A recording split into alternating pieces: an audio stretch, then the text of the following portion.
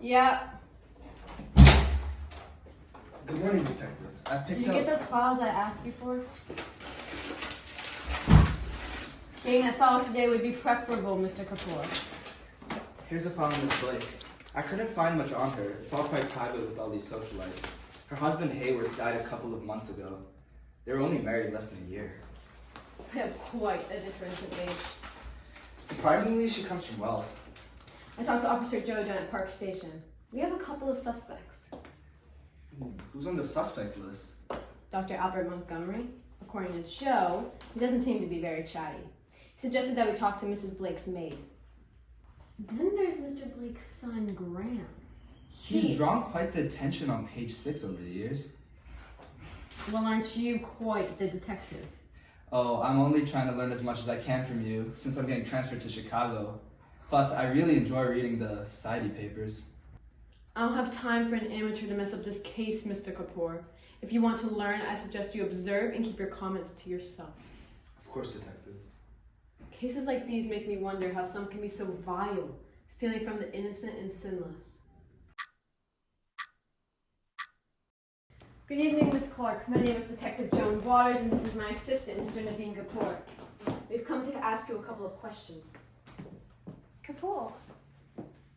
That's a strange name. I've never had a name quite like it. Well, it's not common in these parts. Well, I've met many Smiths, many Johnsons, but never a Kapoor. Miss Clark, we've come to ask you a couple of questions about the robbery that happened here last night. We believe it was another attempt of the Cobra. I don't meet many female Seamuses. To be honest with you, you'd be my first one. You've had a couple of run-ins with the law, then. Me? Never. But let me tell you, you wouldn't be the first detective to enter the Blake residence this month. Is that so? Indeed. Well, why don't you tell me about those visits? I wouldn't be able to tell you much. It wouldn't benefit me to betray my employer's trust now, would it? I believe our station provides a hefty sum to those helpful civilians who assist us in this case. Well, that sum would have to be rather hefty. Around $400. Hefty. Well, poor Mr. Hayworth's death left quite the monetary strain on the Blake household. Why would it? Mr. Hayward was a successful businessman. Not to mention, Miss Blake had a sizable trust fund herself.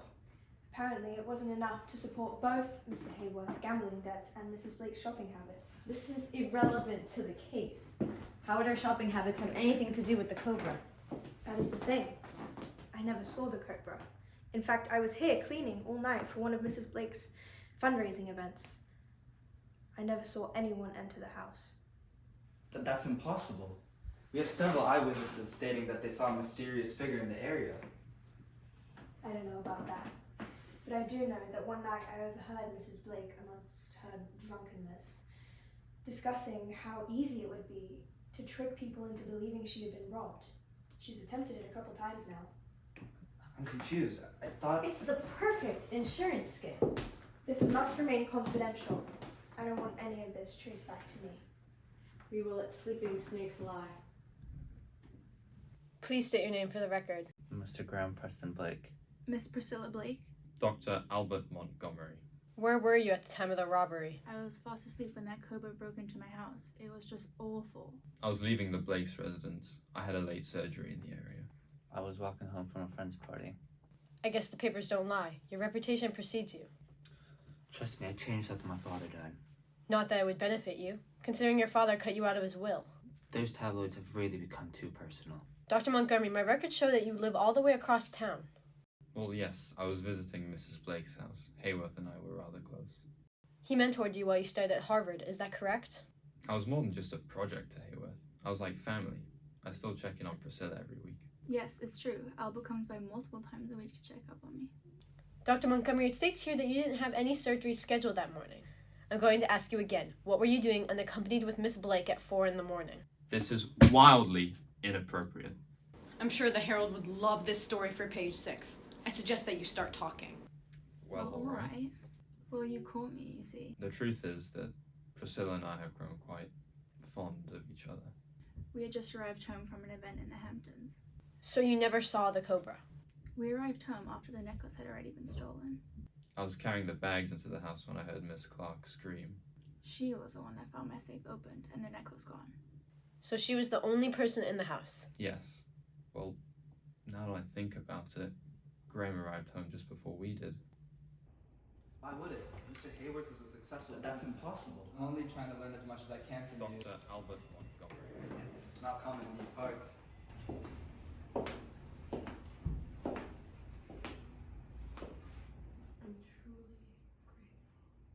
Dear Joan, if you're reading this, it means that I'm on my way to catch a train to Chicago and that Mr. Graham Blake has been arrested. Although Graham is guilty of many crimes, this crime is unfortunately one he did not commit. I'm sure that you have many burning questions, and as your attentive assistant, I would be obliged to answer all of them. First, the Blake artifact is really the famed jewel of India, the Sunahara.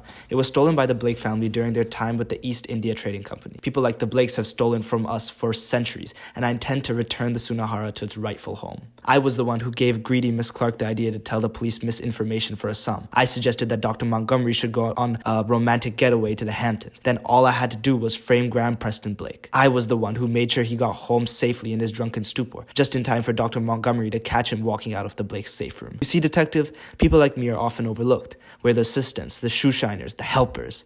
We're the silent snakes waiting to strike at the right moment. I wanted to thank you one last time. I really couldn't have done it without you. Yours truly, Naveen Kapoor, aka the Cobra.